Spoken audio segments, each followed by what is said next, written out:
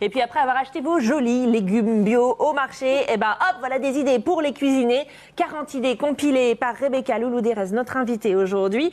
Miam des légumes, c'est le titre du livre. C'est paru aux belles éditions Albin Michel. Vous nous parlez un petit peu de vous déjà, Rebecca. Je crois que c'est la première fois qu'on vous invite dans cette émission.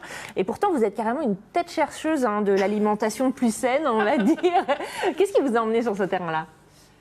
Alors, ça m'a toujours intéressée. Bon, j'ai toujours été très cuisinière et très créative, disons, dans la cuisine, que ce soit au départ un peu dans la pâtisserie, parce que c'est sympa techniquement, puis petit à petit, en me dirigeant vers des choses plus saines. Ensuite, les enfants. Hein, ça, c'est quand même le gros cap en général. Quand on n'a pas d'enfants, on mange d'une certaine manière. Et puis quand on a des enfants, tout à coup, on se dit, tiens, va peut-être falloir que je fasse quelque chose. C'est ça. Et surtout quand l'enfant, à 18 mois, commence à cracher tous les légumes. Oui. Mais pourquoi on a tellement de mal à leur faire manger des légumes aux enfants ? Je vais juste expliquer. En fait, alors après, j'ai fait des recherches parce que moi, j'aime bien comprendre. En fait. Ouais. Donc, ce qui se passe, c'est qu'il y a 5 goûts. On a 5 goûts sucré, salé, amer, alors, sucré, acide. Salé, acide, piquant, amer. D'accord. Dans cet ordre-là, on les appréhende. Un bébé va...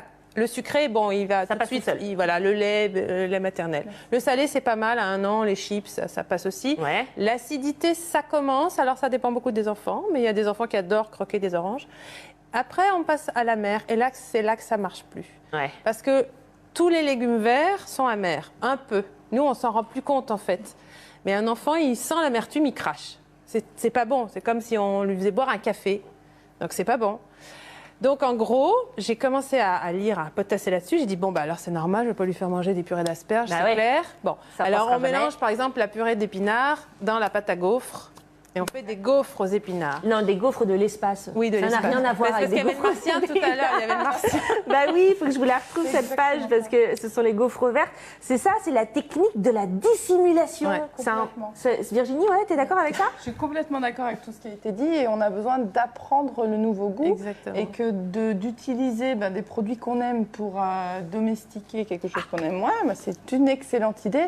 Et puis dès lors qu'on y met un peu de créatif... Je les ai trouvées, les gaufres de l'espace toutes vertes. Avec l'environnement imaginaire des enfants, on peut partir.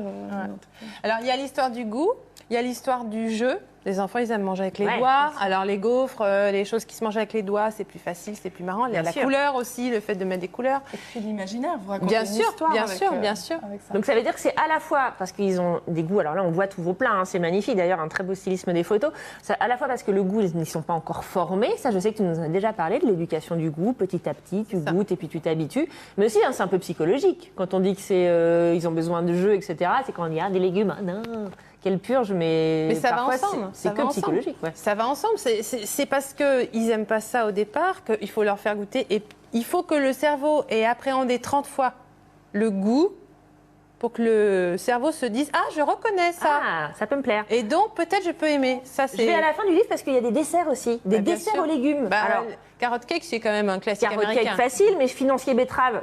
Déjà un peu moins. Fondant au chocolat avocat. Alors là, moi, c'est. Ah non, oui, alors non, le fondant au chocolat, c'est avec le potimarron. Et ça, c'est génial. Parce que dans le poids du gâteau, tu as la moitié, c'est du potimarron. Oui, tout à fait. Et ça fait hyper moelleux, c'est super bon. Ça marche très bien. Bon rendement. Ouais. Oui, mais cuisiner, ça prend du temps. C'est encore ma voix. Oui, mais cuisiner, ça prend du temps. Toutes ces recettes-là, j'ai 3 enfants, je travaille, j'ai 2 jobs.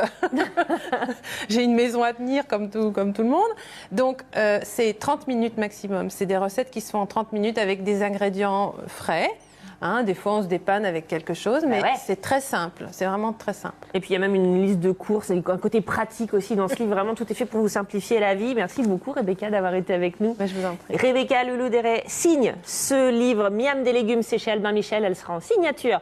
Hop, dimanche à la Riche en bio, à la Riche bien sûr, et puis aussi à la boîte à livres le 27 mai. 2 dates pour aller rencontrer Rebecca, excellente pédagogue en plus.